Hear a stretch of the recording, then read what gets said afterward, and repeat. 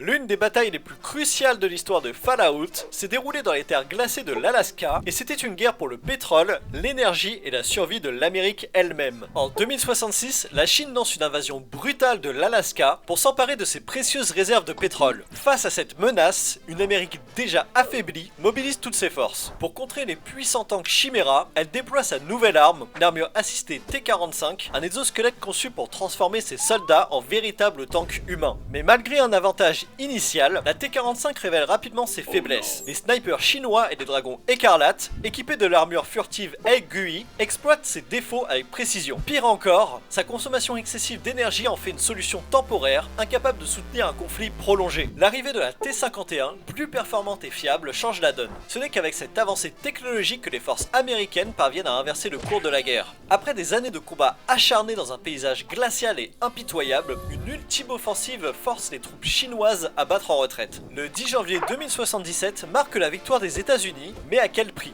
Car derrière les célébrations, la bataille d'Anchorage n'était qu'un prélude à l'apocalypse, un dernier éclat de guerre avant que le monde ne sombre dans les flammes. Alors cette victoire était-elle une lueur d'espoir ou simplement un sursis avant l'inévitable?